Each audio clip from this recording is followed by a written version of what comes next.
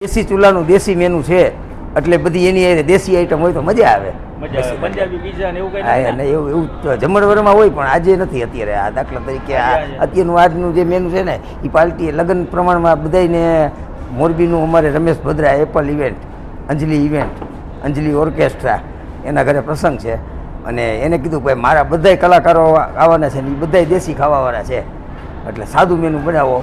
વિલાયતી રાખ્યું છે રે અને એ બધી વસ્તુ અમુક અમુક એ રીતું બનતું હોય. આ વસ્તુ ખાવાની મજા છે ને બટેટાનું ચાલવાનું શાક, દાળ, ભાત, રોટલી એની મોજ જ અલગ છે. રાયતા, મરચા, લસણિયા, ગાજર.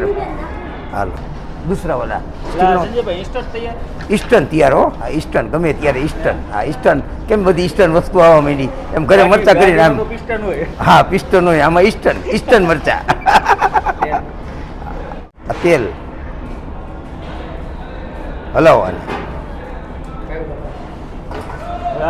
આ મિશ્રણ. જો આ રાયતા, ગાજર અને લસણવાળી ચટણીની અંદર ધીમે ધીમે મિશ્રણ કરવાના અને એક રસ થઈ જાય પછી આને તમે ગમે એમ ખાઓ. ગાંઠિયાની હારે ખાઓ, રોટલીની હારે ખાઓ, રોટલાની હારે ખાઓ, ભાખરીની હારે ખાઓ, બધાની હારે મજા આવે. અને સંજયભાઈ એક બીજી વાત, આ વસ્તુ એવી છે. હા એક તો લસણીયા ગાજર. હા અને હમણાં આથેલા મરચા કેટલા દિવસ કઈ થતું જ નથી. હા કાંઈ ન થાય. આને સંગ્રહ કરીને રાખ્યું હોય ને તો એ મેક્સિમમ 1.5-2 મહિના સુધી કાંઈ ન થાય અને ફ્રીજમાં રાખો 6-6 મહિના કાંઈ ન થાય.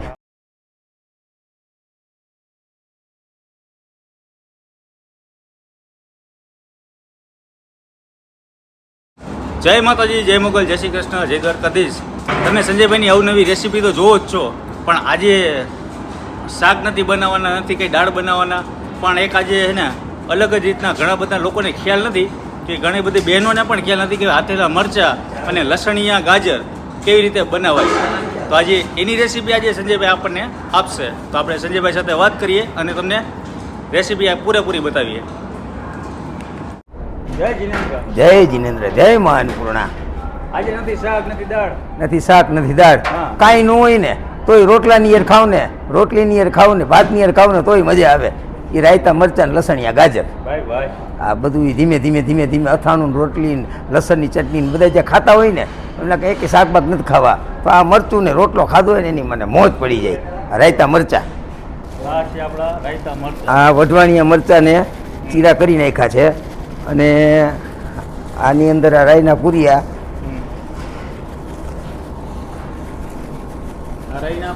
આ રાયના પૂરિયા.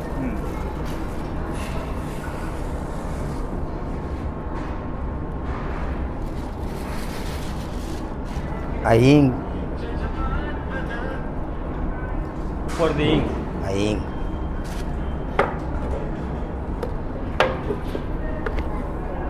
આ મીઠું.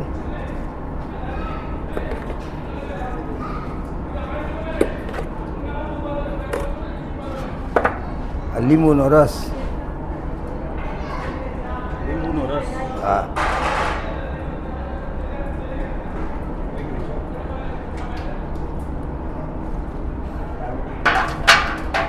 આ બધી વસ્તુ નાખી અને આને મિક્સ કરતું જવાનું. હા बेटा एक थाला लेके आओ ना सर. स्टील वाला होगा, दूसरा वाला. ઈસ્ટર્ન તૈયાર હો. હા ઈસ્ટર્ન ગમે ત્યારે ઈસ્ટર્ન. હા ઈસ્ટર્ન કેમ બધી ઈસ્ટર્ન વસ્તુ આવવા માંડી એમ ઘરે મરચા કરીને આમ. હા પિસ્ટન હોય આમાં ઈસ્ટર્ન મરચા છે એટલે જાતું હતું તેલ. હા સ્ટીલનો થાલો લઈ આવો ને તમે બેન. સ્ટીલનો થાલો તમને તો મળી જાય, છોકરાને ન મળે.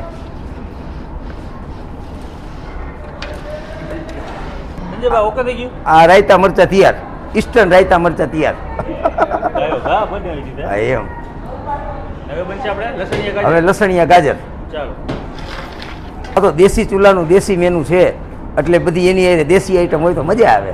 પંજાબી પીઝા ને એવું કઈ એવું જમણવારમાં હોય પણ આજે નથી અત્યારે. આ દાખલા તરીકે અત્યારનું આજનું જે મેનુ છે ને એ પાર્ટી લગ્ન પ્રમાણમાં બધાને મોરબીનું અમારે રમેશ ભદ્રા એપલ ઇવેન્ટ, અંજલિ ઇવેન્ટ, અંજલિ ઓર્કેસ્ટ્રા એના ઘરે પ્રસંગ છે અને એને કીધું ભાઈ મારા બધાય કલાકારો આવવાના છે ને એ બધાય દેશી ખાવાવાળા છે એટલે સાદું મેનુ બનાવો. વિલાયતી રાખ્યું છે રે પણ એ બધી વસ્તુ અમુક અમુક એ રીતનું બનતું હોય આ વસ્તુ ખાવાની મજા છે ને બટેટાનું ચાલવાનું શાક દાળ ભાત રોટલી એની મોજ જ અલગ છે રાયતા મરચા લસણિયા ગાજર હાલો હવે આ જો મિત્રો ઝીણું ઝીણું એકદમ ગાજરનું કટિંગ કરી રાખ્યું છે આ પેલા લસણ લસણની પેસ્ટ કરી આ લસણની ગ્રેવી કરી નાખી આ થોડીક ધોઈને લાવો આમાં મરચું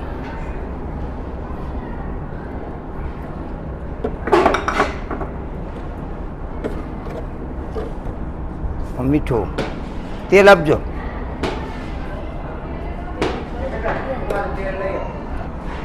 આ તેલ હલાવો આને આના મિશ્રણ આ મિશ્રણ હાલો દાળ ઉકળી ગઈ મસા તો બટેકા લઈ લે હાલો છોરા અહીંયા આવી જજો તમારા દૂસરા લડકા બોલા લો હવે આની અંદર આ ગાજર નાખવાના ગાજર આની અંદર રેડ હા હેડ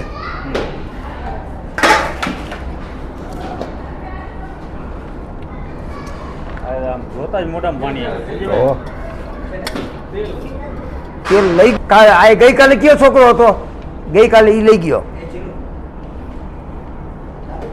જો આ રાયતા ગાજર અને લસણવાળી ચટણીની અંદર ધીમે ધીમે મિશ્રણ કરવાના અને એક રસ થઈ જાય પછી આને તમે ગમે એમ ખાઓ ગાંઠિયાની હારે ખાઓ રોટલીની હારે ખાઓ રોટલાની હારે ખાઓ ભાખરીની હારે ખાઓ બધાની હારે મજા આવે અને સંજયભાઈ એક બીજી વાત કે આ વસ્તુ એવી છે હા એક તો આ લસણીયા ગાજર હા અને હમણાં હાથેલા મરચા આથેલા એને મરચા કેટલા દિવસ કઈ થતું જ નથી હા કાંઈ ન થાય આને આ સંગ્રહ કરીને રાખ્યું હોય ને હા. તો એ મેક્સિમમ 1.5-2 મહિના સુધી કાંઈ ન થાય આરામથી અને ચાલે. ફ્રીજમાં રાખો 6-6 મહિના કાંઈ ન થાય હા. માણસો શિયાળામાં અથાણા બનાવે ઓલા હવે કેરીનું અથાણું બનાવશે એટલે આપણે ગુંદાનું શાક બનાવ્યું હતું હા. ગુંદાના શાકની રેસીપીની રાહ જોજો બધાય અને કોમેન્ટ કરજો ગુંદાનું શાક શીખવું છે ને તો કોમેન્ટ કરજો બધાય પછી એક બે જણા બીજાની કોમેન્ટ હતી કે રીંગણા બટેટાની શાકની રેસીપી આપો આ તો રીંગણા બટેકાનું શાક હવે ઉનાળો આવી ગયો ઓહો. શિયાળામાં બને હા એ શિયાળામાં બને